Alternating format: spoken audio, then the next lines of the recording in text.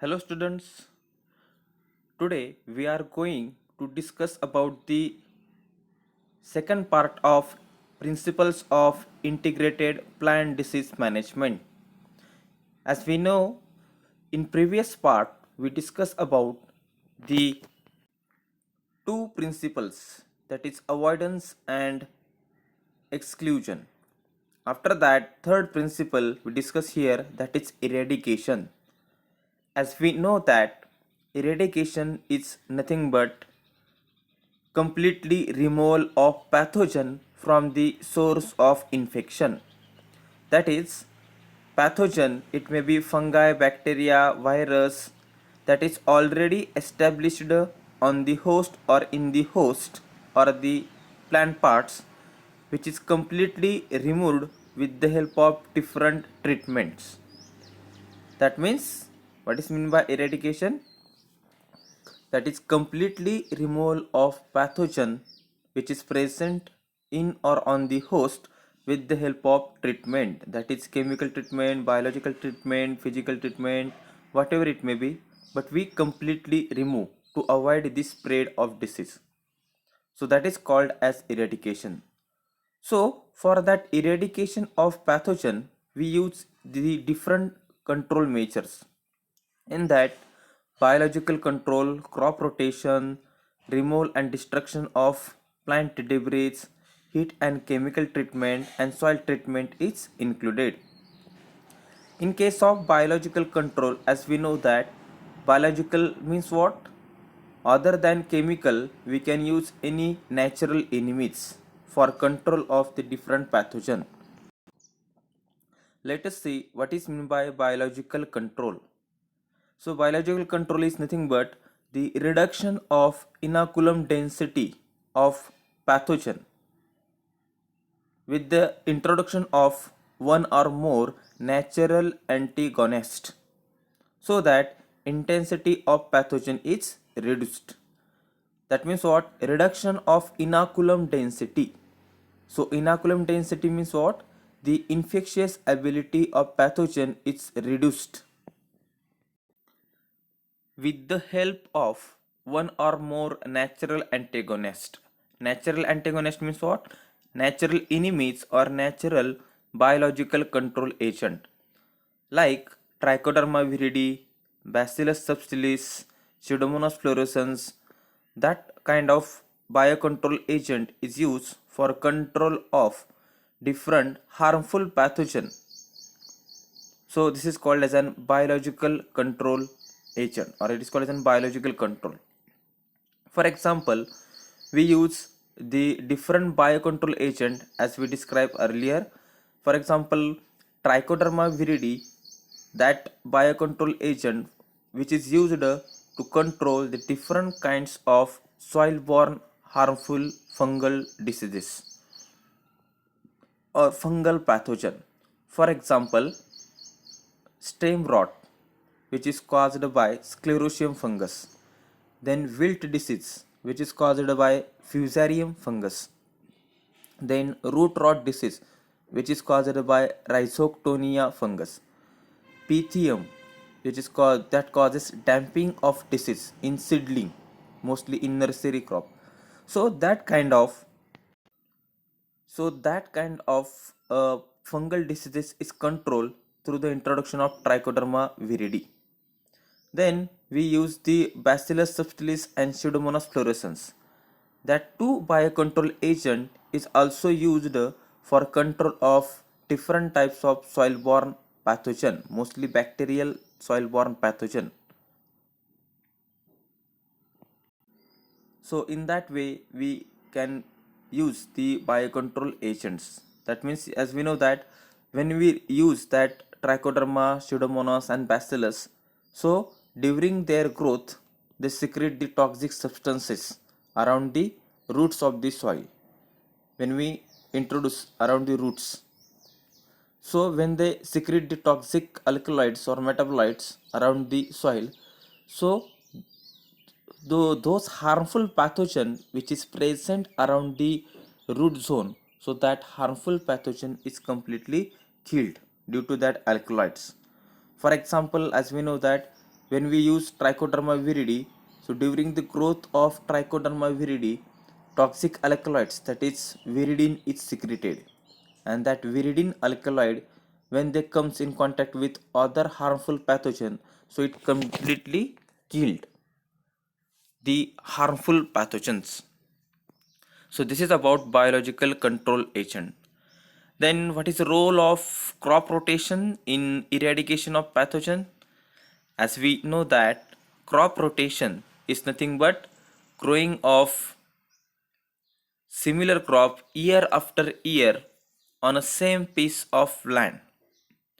So what happens, as we know that due to the continuous using or continuous growing of same crop year after year, the intensity of same pathogen is increases in the soil. After that, soil, after some time, soil is unfit for the growing of that crop due to the continuous growing of same crop. When we grow same crop 3 to 5 years, so the intensity of same pathogen is increases, and due to that the soil it become sick. That soil is sick, that means what? The soil is full of pathogen, that is soil is full of harmful pathogen, so that we can do the crop rotation to avoid such a incidents. So in case of crop rotation, we can grow different crops on a single piece of land, and we can change that pattern. For example, we can grow a green gram crop, and around that, or maize crop, and around that we have to use the maize crop. Sorry, we can grow the maize crop or gram crop. Around that we have to use the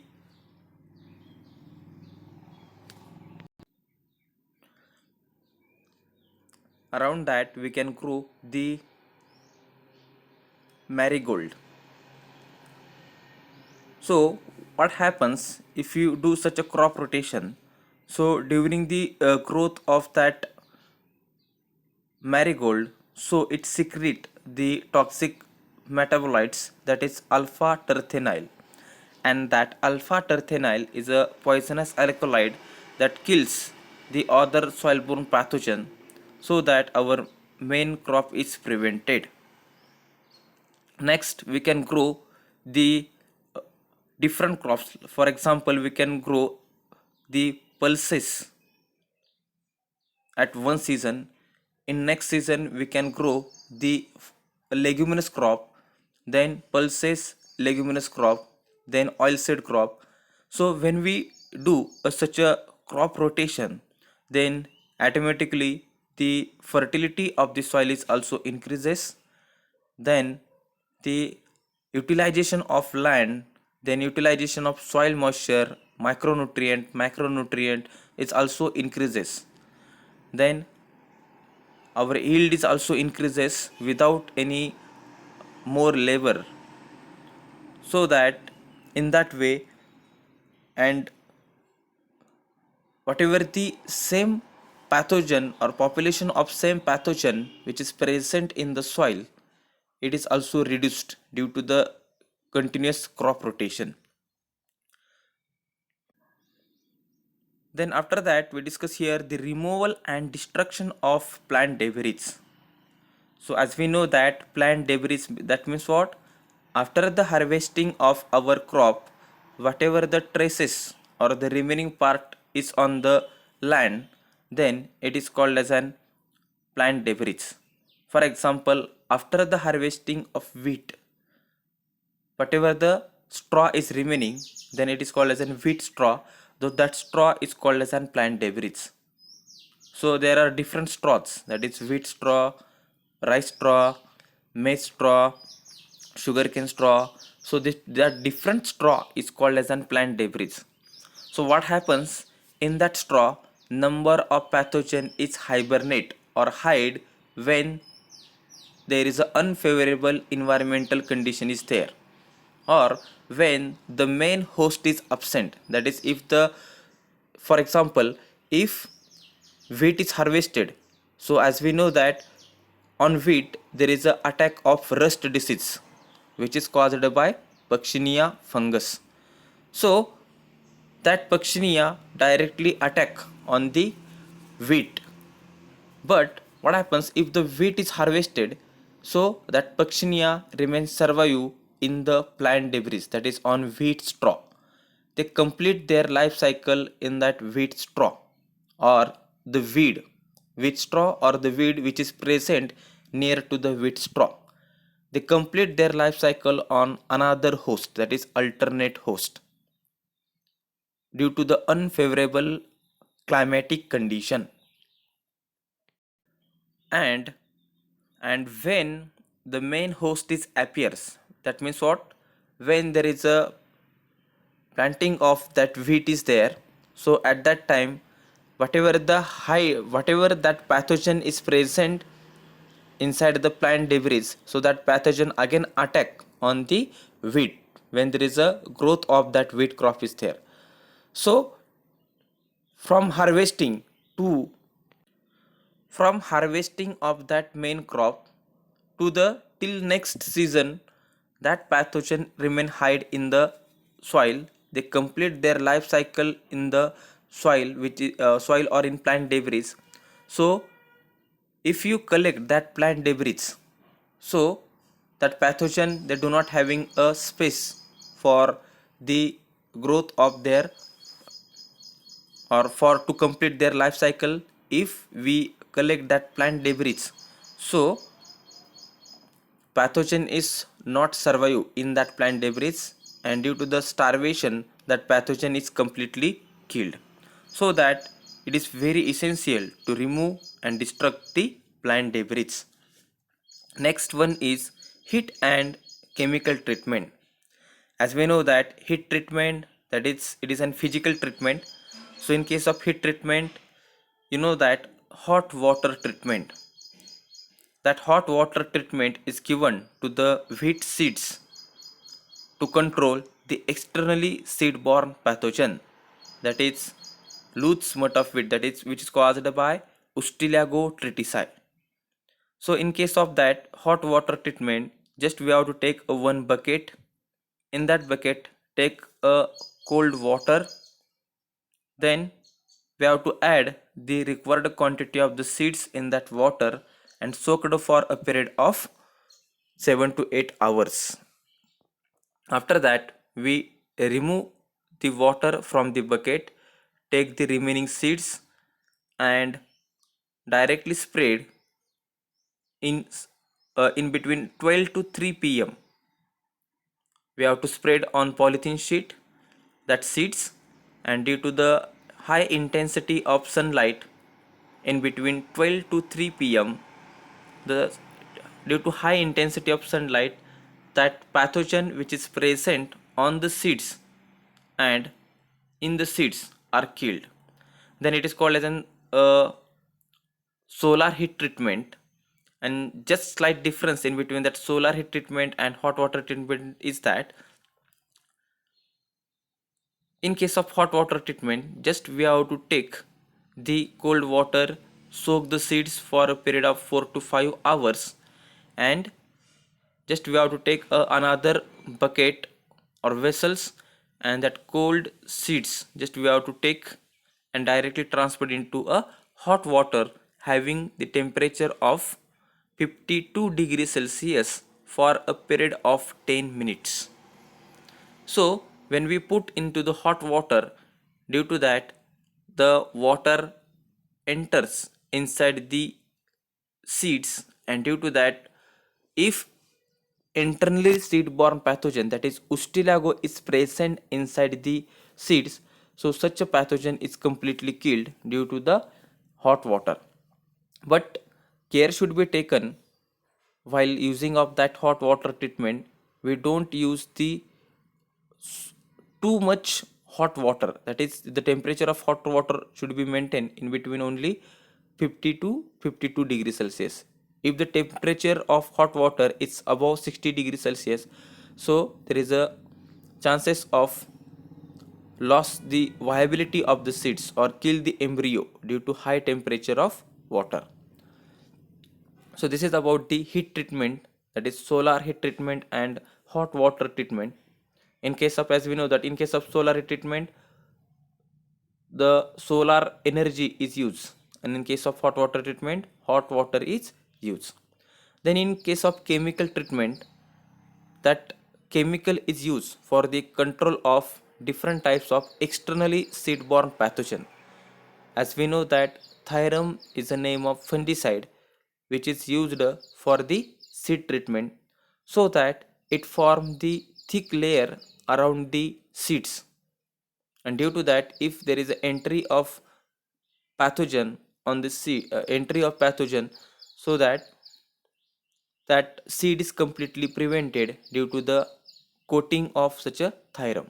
So in that way, the chemical treatment which is given to the seeds to protect the seeds from the externally seed-borne fungus or bacteria. Next, this soil treatment. As we know that near about 80 to 95% disease, near about 70 to 80% disease is due to the soil-borne infection. So to kill the soil-borne pathogen, just that soil treatment is used. So in case of that, the fumigation is more practically used, mostly in nursery areas. The crop which is growing, or the seedling which is growing in nursery areas, that fumigation treatment is commonly followed. So in case of that fumigation, just we have to take the a dig of the soil. We have to collect the required soil which is to be sterilized. Then after collection of the soil, just we have to take the formaldehyde, and that formaldehyde is 2 to 3 drops of that formaldehyde is put on the cotton plug. Such a cotton plug is inserted into a soil from all sides. Then such a dig of soil is completely covered with the help of polythene sheet for a period of 3 to 4 days. And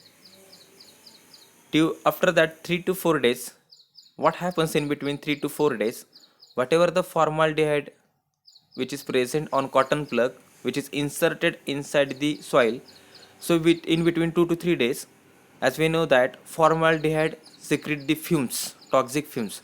So formaldehyde secrete the fumes inside the soil, and when that soil borne pathogen or the pathogen which is present in soil comes in contact with such a fumes, so that pathogen is completely killed due to the toxic nature of fumes of formaldehyde. So in that way we can kill the soil borne pathogen within 3 to 4 days.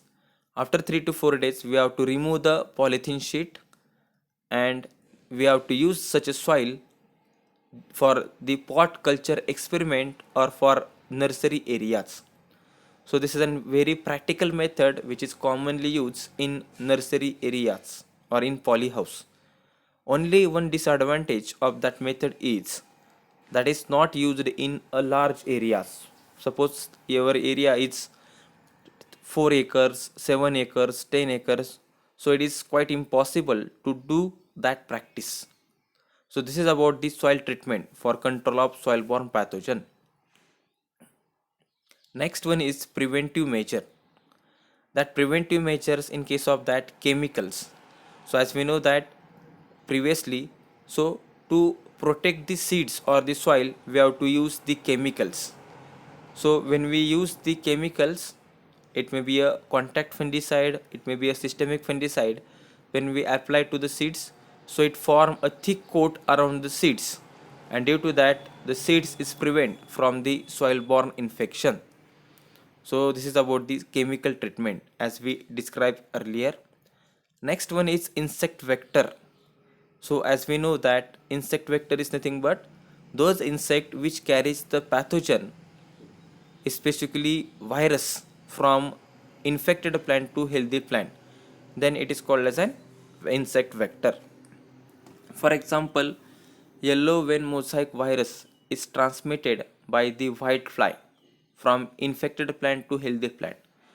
So if you control such a insect, for example, if you control the white fly with the help of suitable insecticides, so that the transmission of that mosaic virus or yellow vein mosaic virus from infected plant to healthy plant is completely avoided. So in that way, by controlling the insect vector, we control the spread of viral pathogen, because as we know that near about 70 to 80% viral diseases is transmitted by the insect. So if you use the appropriate insecticide for control of such an insect, so we can stop the spread of such a viral diseases. The next one is there modification of environment and modification of host nutrition. That means what? If you keep the favorable environment for the plant, or if you give or if you use the appropriate fungicides, appropriate all chemical doses, if you provide appropriate micro and macronutrients, then if you provide the appropriate irrigation, then what happens? The the requirement of crop is completely fulfilled, and due to that the intensity or the incidence of pathogen is minimized. For example, host nutrition, in case of that host nutrition, if you applied the 100 kg of nitrogen for the wheat, so it is good, that is according to the recommended dose. But instead of 100 kg, if you use 120 130 kg of nitrogen for the wheat crop during their season, so there is a chances of incidence of the rust disease.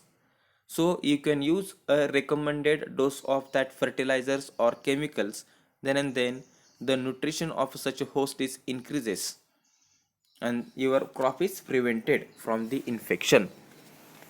Next one is there here host resistance. Next principle, last principle is host resistance. So in that, first is selection and hybridization.